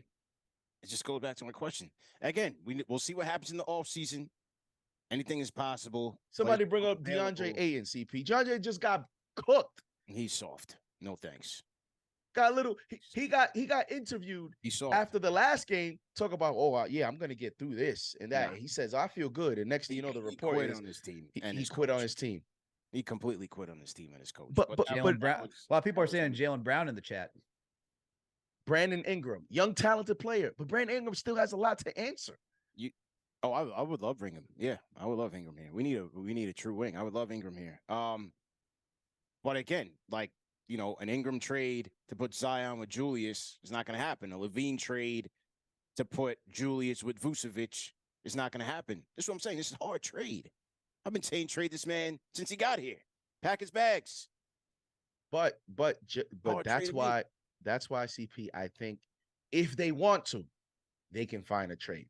Because I just named like 10 players that we all said, well, this is a market of mediocre players. And in the market of mediocre players, there's a trade to be made. So on the other end, they got to accept what comes with Julius, just like we got to accept what would come from Karl-Anthony Towns or Zach LaVine and his knee potentially blowing out. And, whoever else, Dame Lillard and his contract. Like, whoever we bring here, we got to deal with that. But the other team has to also deal with what Julius Randle brings. And then, but when you really look at it, is it really?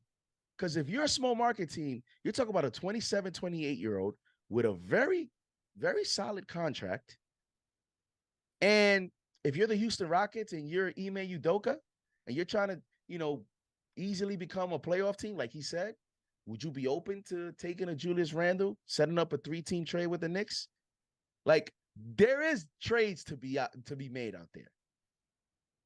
Because the market is filled with a bunch of questionable players. The question is not, is there a trade to be made? The question is now this. They have now moved the needle up again. You've now moved the needle up again.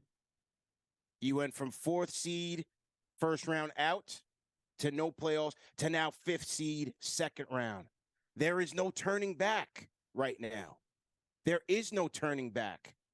So the question, once again, for the people in the chat, this is what we could talk about all offseason long. You're going to move him? Fine, move him. I'm fine with that. Totally fine with that. Been fine with that. What is the move to move him while moving the team forward? You're not going back. Jimmy D's not going back. You see the price of these playoff tickets? Dolan, his eyes were green all playoffs. He's not going backwards. He's trying to move forwards. He's trying to put butts in the seats for conference finals. He wants that conference finals money.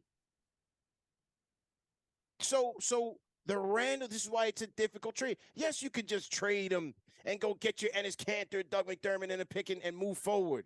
But no one's asking for that.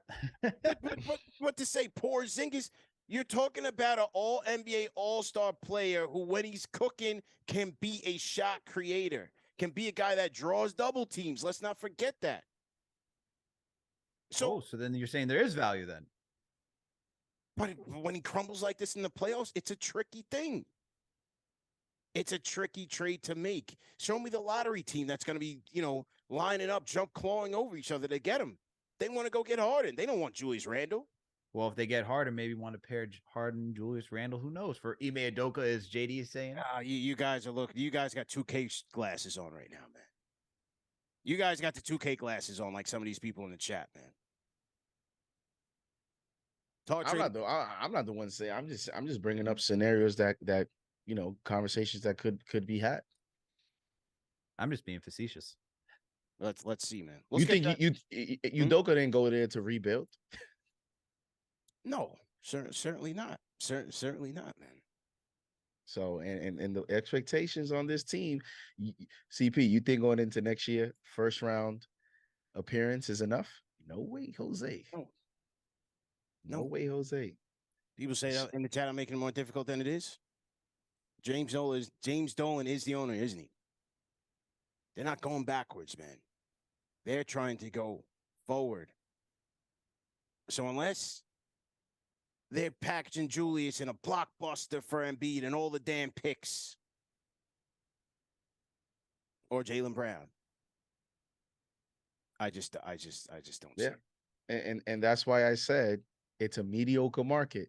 So the front office is asking himself, and that's why they probably haven't moved him, because this mediocre market has been brewing for the last 2 years. Right. They were never in the market for Kevin Durant. Right. So even these players, James Harden, who's been moved, they were never in the market for him. They were never interested in Kyrie Irving. Their guy was Donovan Mitchell, and Julius wasn't going in that deal. So now you look at this roster, and it's literally RJ or Julius. I don't think Obi's value is to a point where you can get like a huge difference maker. So it's either RJ or Barrett in terms of your two avenues. Julius. RJ or Julius in terms of the two avenues to really make a significant difference. And when you look at Julius, they might just say, as you say, CP, this is where it's tough. We just named the players. And Leon could be saying to himself, man, to deal with Karl Anthony Towns, Dame Lillard, Zach LaVine, KP's knees, I'd rather just stay with what we have and what I know in Julius Randle. And that's what makes it difficult. In this market, you got to basically decide who would you take a risk with? Who would you rather take a risk with in terms of being on the team? But on the flip side, right? If you're thinking about for James Dolan, thinking like just to stay packed because you already know what you can potentially get, maybe a second round appearance again. Let's look what happened throughout this regular season by the trade deadline, right? Lakers were in shambles before that happened. They just reshaped their entire roster. Look where they are right now, right? You can see teams saying, wow, this plan really changed things up. You see the Miami Heat getting Kevin Love, and maybe, hey, maybe we can get for teams that have been out of there. They're like, maybe we can get another player. Maybe we can get Julius Randle. Maybe he'll be enough to take us into that plan. Maybe we can get far enough, and we got something over there. So I don't think the market's that crazy for him. I don't think it would actually be that tough. I think there's a team that always talked himself into a player. We've seen that time and time again. I mean, Minnesota thought it was smart to give their whole draft capital for Rudy Gobert. Talk about talking to trade into yourself. Talk yourself into a trade, right?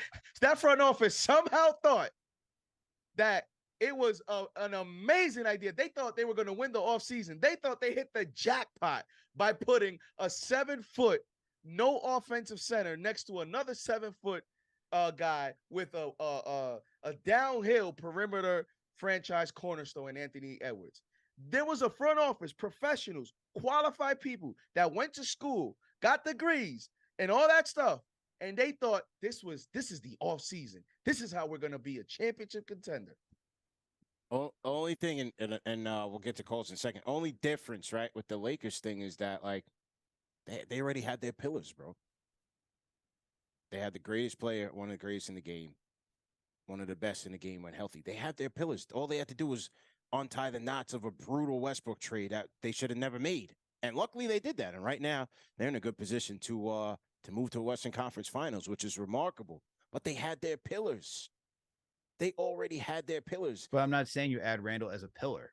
You could just say, hey, we need another guy. We need that third option. Because if you're the league now, you're like, okay, Randle's not the 2. He's not a 1. But he could potentially be a third. So you could talk to yourself saying, hey, we need a third option over here, someone that can create some offense that we could put with the second unit when we have our 1 and 2 on the bench. Well, I'm There talking we about go. I'm talking about for the Knicks. For the Knicks. I'm talking okay. about for the Knicks. CP. Because while he might be a Dollar Tree pillar here, you're gonna move him to bring in. Oh, you need another pillar here. You need 1 or 2 to make a legitimate run here. Or else, like I said, you're gonna have Brunson on the bench looking like a point guard Patrick Ewing in 2 years, putting the whole damn franchise on his back. That's all I'm saying, man. When we get to some calls, man, we can move this into Knicks Weekly, man. But that's all I'm saying. Curry man on the Discord. Curry man, go ahead. Oh, we lost him. Hang on. Sixto Lopez on the Discord. Sixto Lopez. How's it going? Y'all hear me? Yep, loud and clear. How's it going, man? It's my first time on the show. I want to say hello. Yeah, we're here. We're here. Oh, okay. First time on the show. Big fans. I just want to let y'all know that I know this season ended terribly, but I'm looking at this article right now. Mm-hmm. We finished the season 39 and 40. ESPN predicted us to finish 39 and 43. 10th seed. We ended up finishing 5th. And I see some people saying trade RJ after this terrible game. This guy averaged 19 points in the playoff. It wasn't the best he could do, but we got to remember he's 22 years old. And I think he's like a big part of this franchise. So I need people to stop with that trade RJ talk. I think he's a key part. I get the Randle anger, but I also agree with CP. I think it's going to be tough to find a trade partner. But yeah, just to end it off, big fan. Looking forward to seeing more growth from your channel. And this was a great season. Tonight's going to suck, but then I'm going to look at this a week from now and be like, damn, I'm happy to be a Knicks fan. That's all. Thank you, bro. To the phones we go, man. Let's hear from Shameek. Shameek, how you feeling? Man. Peace, blessings, and positive vibes. Yeah, always, man, always. I'm gonna try to be positive anyway. We got like the last caller said, we wasn't expected to be a 5th seed. We made it to the second rounds of the playoffs. I hear you guys are going in on Thibs. You got to take the good with the bad. He did get us there. Some of his, coaching was, a little bit unorthodox, for lack of a better word. But the players still got to make shots. We need some shot makers out there, man. Yeah. I'm pretty sure they're going to get rid of Derrick Rose and Evan Fournier in the offseason. Probably McBride is going to. I would like to pick up Jalen Brown. That would be a wonderful addition. But I don't see us getting off Randle no time soon. Even though I think the team would be better if we was to run a little bit more, because the team seemed different when Obi was in there, push the pace a little bit more, better transition plays and all that. But yeah, RJ got to be more consistent. I'm still not sold on him. He had a terrible game there. I don't know what happened. It was such a weird game, man. It was such a weird game from RJ. He started the game off 8 for 8 from the free throw line in the first quarter. I'm like, yes, RJ's locked in. He's aggressive. Yeah. He's ready to go. And then you look at the final stats. He's like, bro, what happened? Exactly. We got to shore up our bench too. We really need a 3, man. We need a 3. We need small forward. Them guys was out there a little bit too small, looked overmatched at times. But yeah, I just don't know who would we pick up, to make our team better. Now there's always a disgruntled player somewhere, so I guess we have to keep a lookout for that. I don't know if they'll fire Thibs because playoffs in 2 out of 3 years, that's pretty good, regardless of how people may feel about him. Yeah. He still got us there, and again, we got to get Brunson some help. He's been all right. The question mark is with Grimes. I know he could still add more to the game, but if we get this other player, I think he'll end up moving to the bench. But again, we got a lot of hard choices to make, man. This season was a success, despite that was a hard loss, man. It was a tough loss. I'd rather lose by 20 than lose by a couple of points. But again, that's what it is. Peace, blessings, positive vibes. Appreciate be you, easy, man. Appreciate you, bro. Let's hear from Jalen Brunson, who was at the podium. Gamble, let's run these back to back. Is Brunson on his thoughts after the loss and reflecting on the season, man? Jalen Brunson.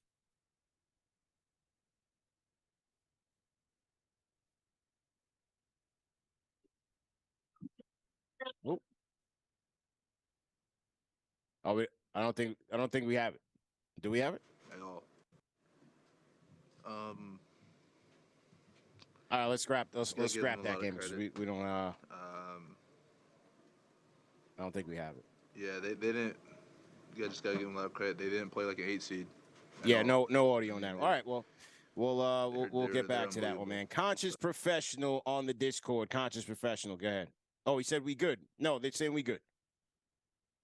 Oh, they did hear. All right, Gamble, go ahead. It's only we can't hear, but go ahead.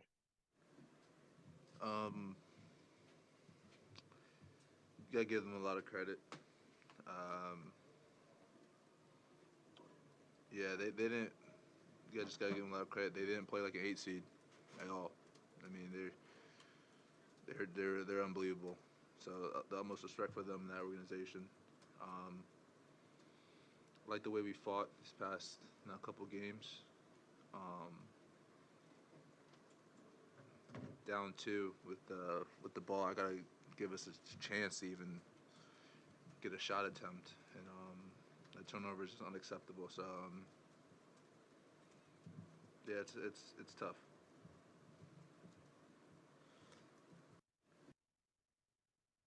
Okay. Really happy to be a part of this organization. New York has been amazing, and the fans have been amazing. It's been a really great experience for myself and my family, and I'm already excited about next year. It's gonna be fun. We have a lot to prove to each other as teammates, and we gotta use this as we move forward. And but New York this is a great year for us, and I kind of said it throughout this series, and even when things aren't looking great, you always got to keep your confidence. And as we move forward, obviously we didn't end the way we wanted to, but keep working on your game, keep getting confidence, and as a player and as teammates, and as we move forward, we just got to keep sticking together like we did this year. All right, that was Jalen Brunson at the podium. Always takes the high road with these press conferences, man. Always professional and seems to have the right things to say, man. Said he was happy to be part of the organization. New York's been amazing. Fans have been amazing. And he's excited about next year. He says we have a lot to prove to each other as teammates. So, as Val Outlaw in the chat says, true leadership, man. True leadership. 41 points. He took on the challenge, Brunson. He took on the challenge after game 4.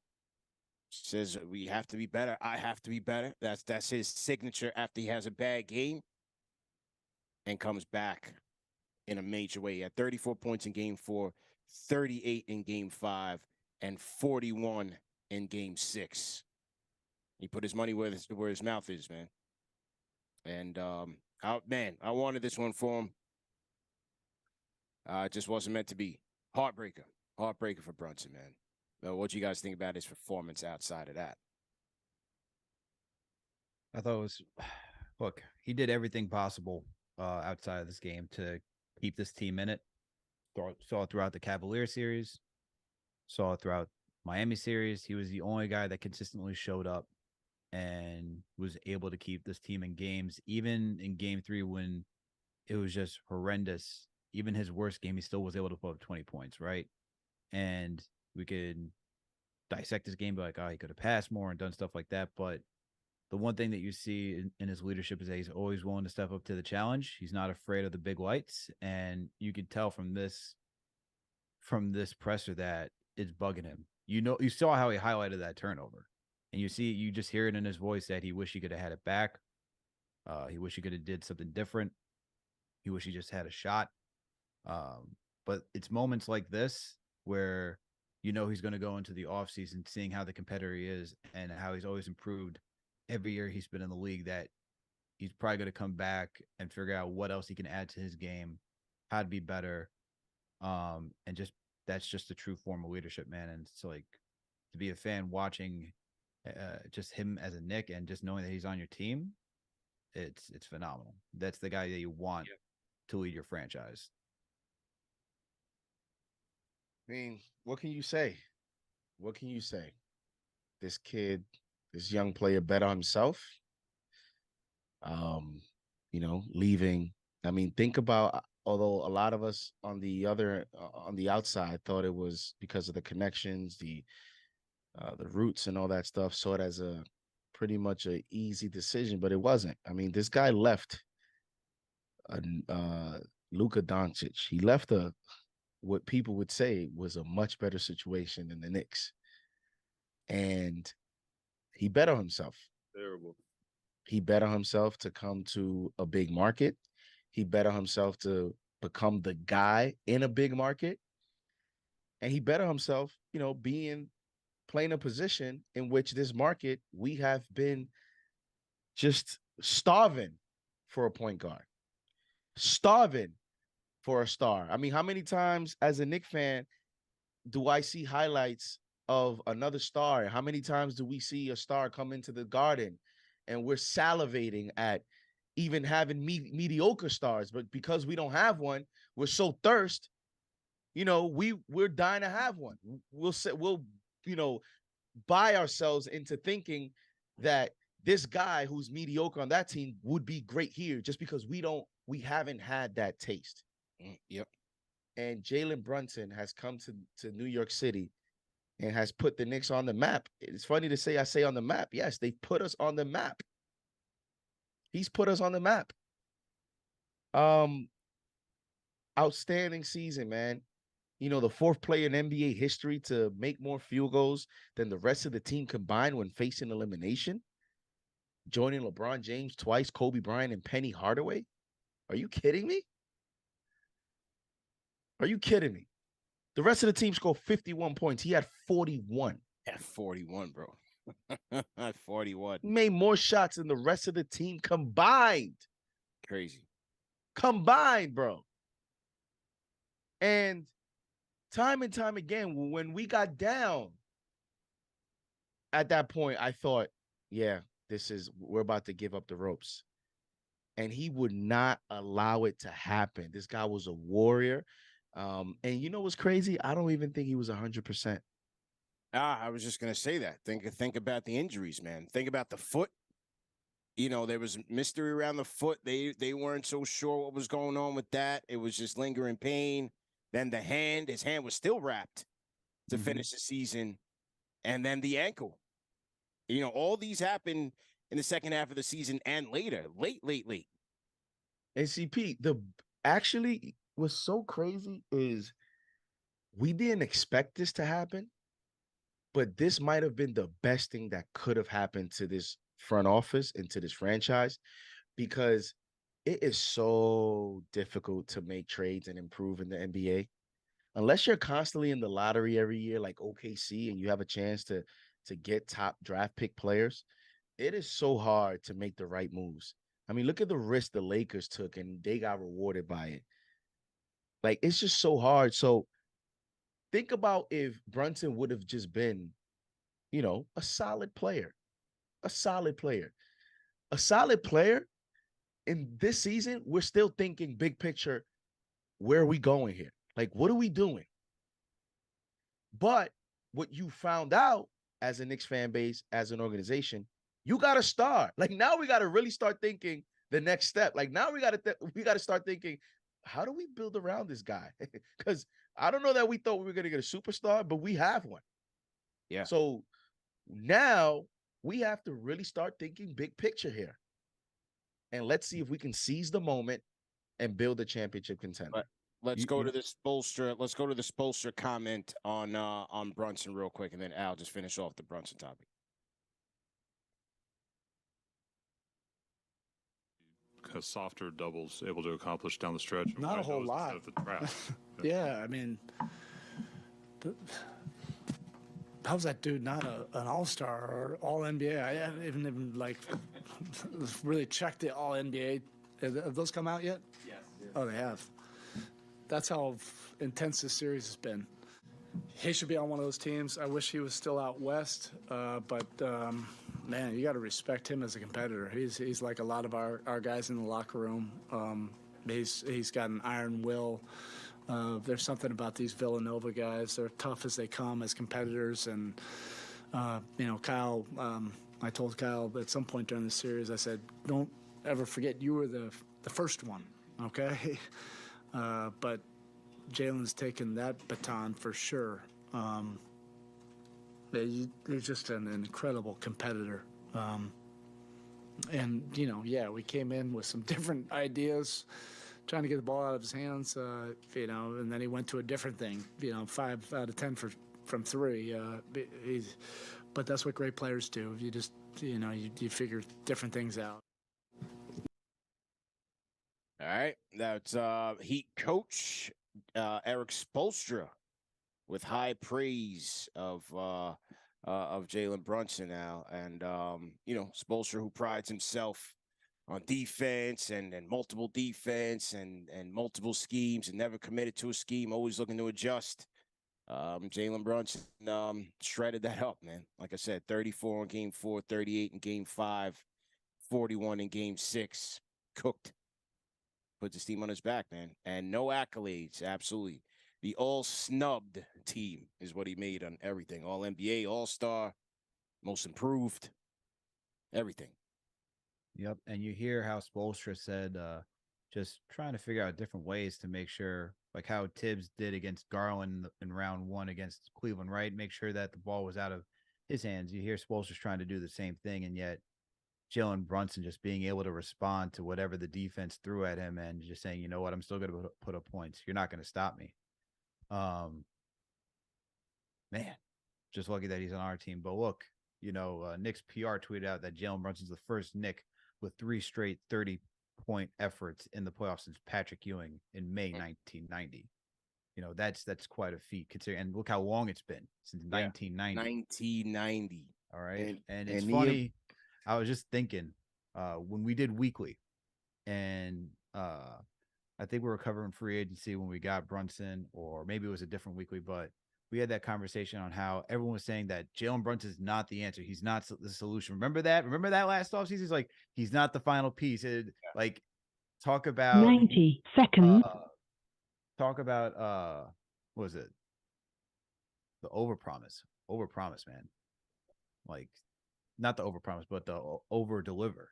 The under promise, over deliver right there. Yeah. And that's what that was. And like I said, man, just lucky that he's on our team. Ian Begley, people around the league have been talking for weeks about how there could be some fireworks on the trade market this offseason involving star players.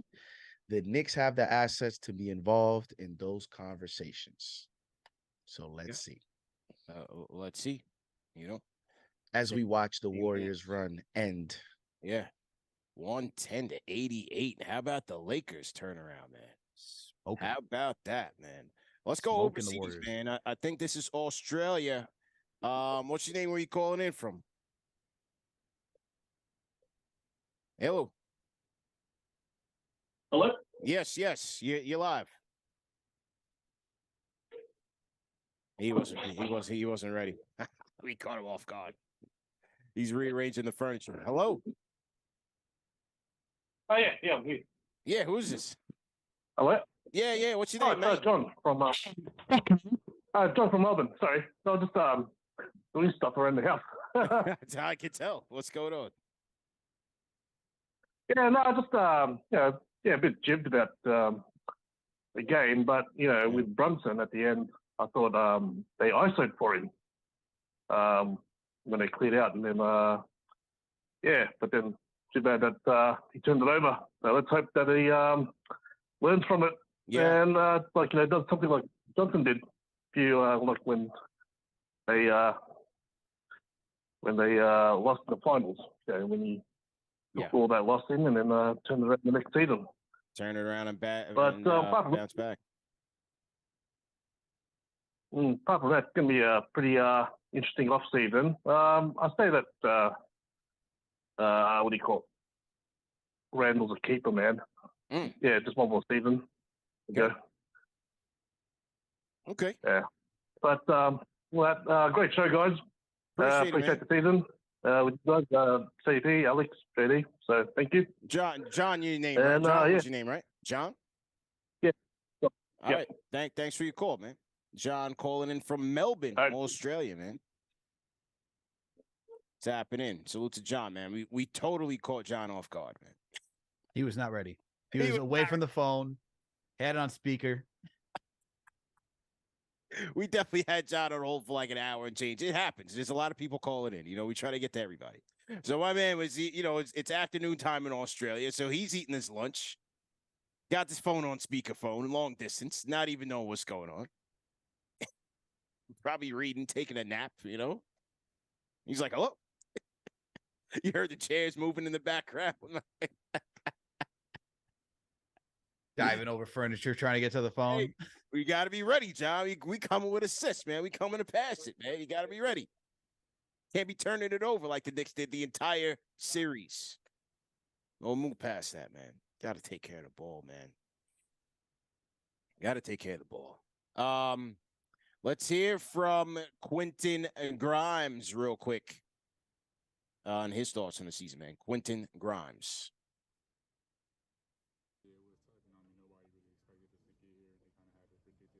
Like 30-something wins for the season. We kind of exceeded a lot of people's expectations, so nothing to hang our hat on. We had a really good season.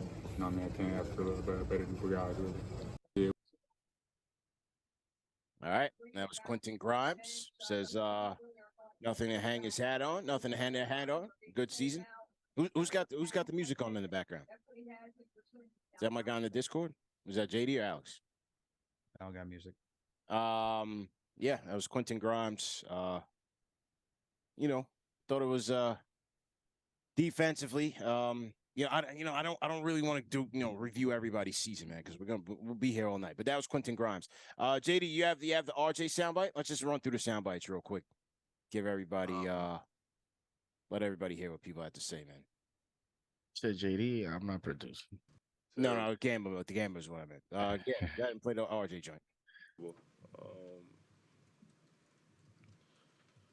I'm very disappointed in just how I played today.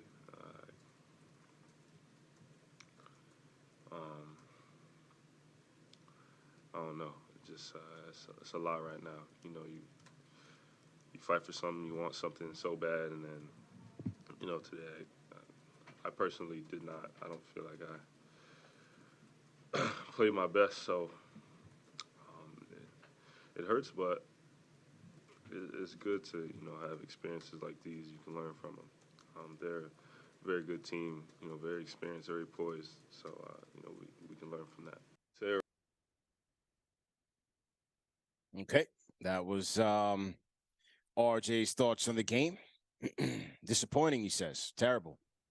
He says it's a lot. You fight for something and you want something so bad. Today, I personally did not play my best.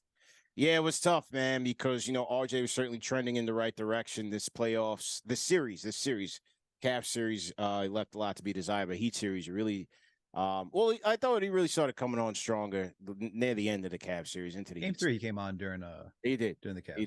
He did.